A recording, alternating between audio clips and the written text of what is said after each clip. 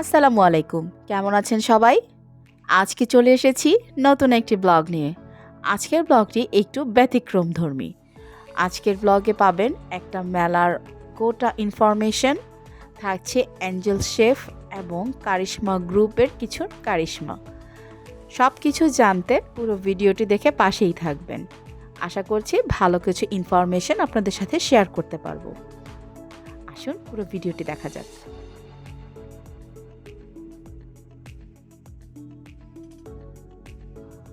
গত ১লা মার্চ ২০২৪-এ চলে গিয়েছিলাম আমরা শিল্পকলা একাডেমিতে একটা প্রোগ্রাম অ্যাটেন্ড করতে। প্রোগ্রামটা ছিল বিশেষ চাহিদা সম্পন্ন শিশুদের একটি নাট্য অনুষ্ঠান। আমি নিজেও এই পরিবারের সাথে সম্পৃক্ত ছিলাম ২০১৬ থেকে ২০১৮ পর্যন্ত। তাই ওদের জন্য একটা ভালোবাসা সবসময় আমার মনের মধ্যে থাকে। যখন শুনতে পেলাম এখানে PFDA ভোকেশনাল ট্রেনিং সেন্টারের একটি প্রোগ্রাম হতে যাচ্ছে, তাই আপনাদের ভাইয়া আর আমি চলে গেলাম সোজা শিল্পকলায়। সেখানে যেয়ে দেখি শিল্পবাজার নামে একটি মেলা হচ্ছে। গত ফেব্রুয়ারি ১০ থেকে এখানে মেলা লাগাতার হয়েই যাচ্ছে। একটার পর একটা মেলা হচ্ছে। প্রথমে শুরু হয়েছিল জাতীয় পিঠা উৎসব। সেই ভেন্যুটা তারা নষ্ট করেনি, প্রত্যেকটা দোকানের স্টল ঠিক ওইভাবেই রেখে দিয়েছে। এক গ্রুপের মেলা শেষ হলে আরেক গ্রুপ শুরু করছে। এভাবে পর্যায়ক্রমে আগামী মাস পর্যন্ত মেলাটি চলবে। আমাদের নাটকটি শুরু হবে ঠিক ৪টায়। আমরা একটু দেরি করে ফেলেছি, তাই তাড়াতাড়ি করে আমরা নাটক দেখার জন্য চলে যাচ্ছি। ইতিমধ্যে অনেকেই চলে এসেছে এখানে মেলা ভিজিট করছে। অনেকে আবার বিভিন্ন নাট্য হলের মধ্যে যে নাটক দেখছে। সেই দিন টোটাল ১২টা নাটক প্রদর্শন হয়েছিল। তার মধ্যে PFDA ভোকেশনাল ট্রেনিং সেন্টারেরও একটি নাটক ছিল। তাদের গ্রুপটার নাম হচ্ছে কারিশমা। আজকে আমরা কারিশমার নাটক দেখতে যাব। এই কারিশমা দলটি আসলেই অনেক কারিশমা আছে। বিভিন্ন দেশ বিদেশে তারা সকল মানুষের মন জয় করে এসেছে। এর আগে তারা থাইল্যান্ডে একটা প্রোগ্রাম করেছে, সেখানে তারা প্রথম স্থান অধিকার করে এসেছে। আসলে বিশেষ চাহিদা সম্পন্ন শিশুদের মনে একটা অন্যরকম আত্মবিশ্বাস থাকে, যার জোরে তারা এত ভালো ভালো প্রোগ্রামগুলো করতে পারে। আমি তো যখনই ওদের প্রোগ্রাম দেখতে যাই মনোমুগ্ধ হয়ে আমি শুধু ওদের প্রোগ্রামই দেখি। আমার তখন আর অন্য কিছুই দেখতে ইচ্ছে করে না। আমার ১ মিনিটের জন্য ধ্যান হাঁটে না তাদের প্রোগ্রাম থেকে। এত সুনিপুণভাবে তারা প্রোগ্রামটি করে, আর ১০ জন সুস্থ সবল মানুষও হয়তো এভাবে করতে পারবে না। আস্তে আস্তে আমরা চলে যাচ্ছি হলের দিকে। হলে বাইরে থেকে শুনতে পাচ্ছি অলরেডি সেখানে সাউন্ড পাওয়া যাচ্ছে। এখন আমরা অনুষ্ঠানটি উপভোগ করব।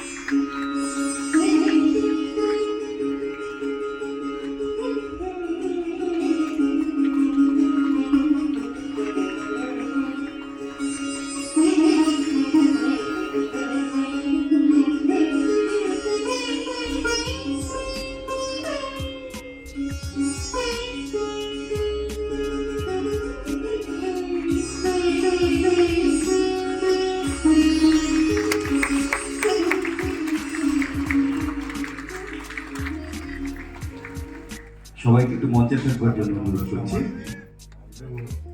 আমরা একটু 50,000 টাকা সম্মানী দিতে চাই।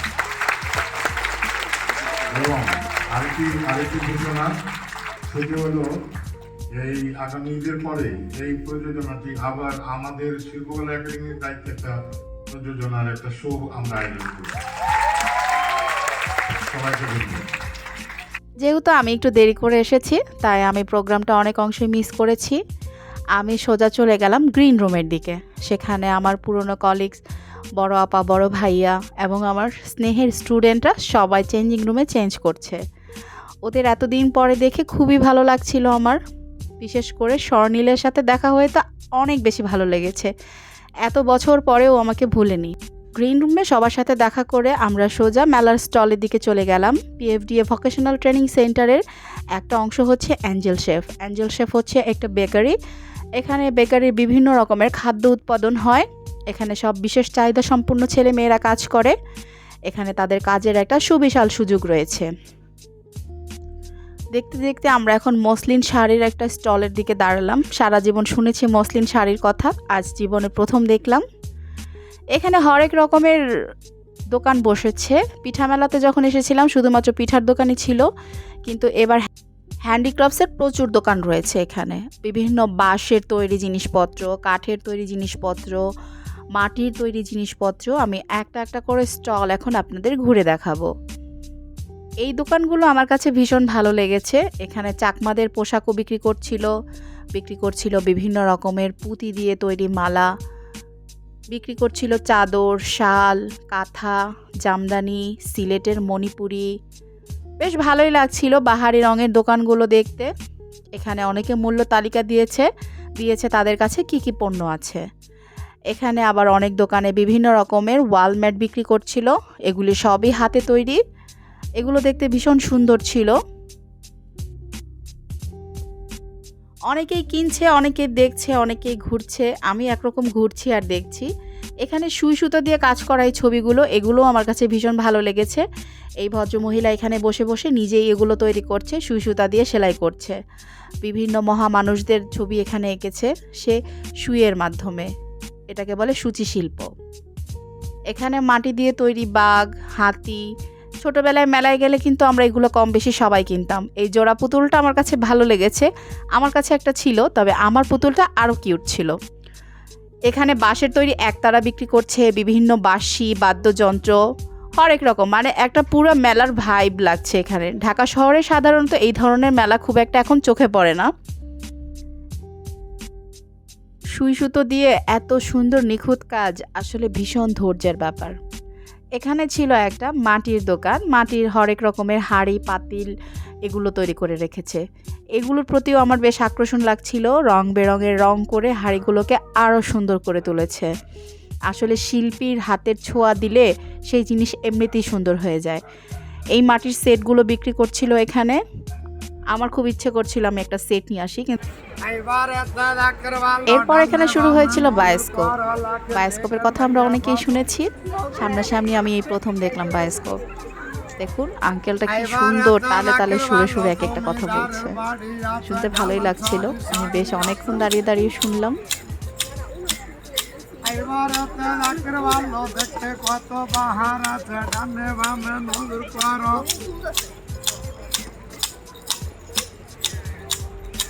এবারেতে রাখের ভালো ডানে বামে নজর করো। কলিকাতা শহর আছে, বড় লাটের বাড়ি আছে, হাইকোর্টের কাছারি আছে, বনে রাজা টাইগার আছে, সুন্দরবনের হরিণ আছে।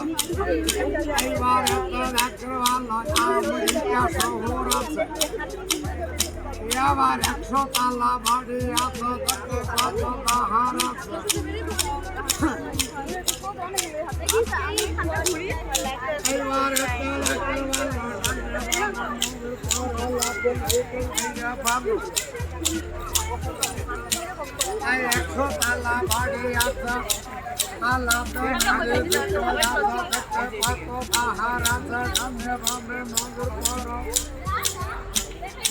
এইবারে তো লাখের ভালো ডানে বামে নজর করো, লাখের ভিতর ভিতর করো। বায়োস্কোপ দেখা শেষ করে আমরা আশেপাশে একটু ঘুরে দেখার চেষ্টা করলাম। এখনও মেলায় সেরকম ভিড় হয়নি, সন্ধ্যার পরে আরও অনেক বেশি ভিড় হবে। আমরা পিঠা মেলার সময় ওই রকমটাই দেখেছিলাম। এখানে দেখেন, এখানের এগুলো কাঠ দিয়ে তৈরি করা হয়েছে, ঘোড়া, বিভিন্ন রকমের সাংসারিক জিনিসপত্র। আর প্রতিটা দোকানের সামনে কারিগরের নাম দেওয়া আছে। দেখেন ফুলগুলো কি সুন্দর। এগুলো ফর্ম কেটে কেটে করেছে। ফার্স্টে হোয়াইট কালার থাকে, পরে বিভিন্ন কালার দিয়ে সুতোর সাথে ঝুলিয়ে দেয়। এগুলো অনেকেই ঘর ডেকোরেশনের জন্য নিয়ে যায়। এখানে ছিল ট্যাপা পুতুল। জানি না কেন এই নামটা দিয়েছে, তবে পুতুলগুলোর দিকে ভালো করে তাকালে মনে হচ্ছে হাত দিয়ে টিপে টিপে বানিয়েছে, তাই নাম দিয়েছে ট্যাপা পুতুল। এখানে আরেকটা আকর্ষণীয় জিনিস ছিল, রিক্সার পেছনে আমরা যে সাইনবোর্ডগুলো দেখি, এগুলো কিন্তু দেখতে খুবই সুন্দর। বধূ বিদায় লিখে রেখেছে এখানে। তো আগের দিনের নায়ক নায়িকাদের ছবি এভাবে রিক্সার পেছনে পেইন্ট করতো। এখানে এই মুরব্বী আঙ্কেল এগুলো পেইন্ট করছে। আমি একটু করে ছোট করে ভিডিও করে নিলাম। এরপর আমরা চলে গেলাম একটা শঙ্খের দোকানে। এখানে হিন্দুদের জন্য শাখা বিক্রি করে। এখানে হিন্দু মহিলারা এটা হাতে দেয়, আর এই শঙ্খ দিয়ে তারা পুজো দেয়। আর এখানে শঙ্খের গুঁড়া বিক্রি করছে তারা। শঙ্খের গুঁড়া নাকি স্কিনের জন্য খুবই উপকারী। বেশ তো ঘোরাঘুরি হলো। এখন আমরা খুঁজে পাচ্ছি না কোনো খাবারের দোকান। ক্ষুধা লেগেছে ভীষণ, কিছু খেতে হবে।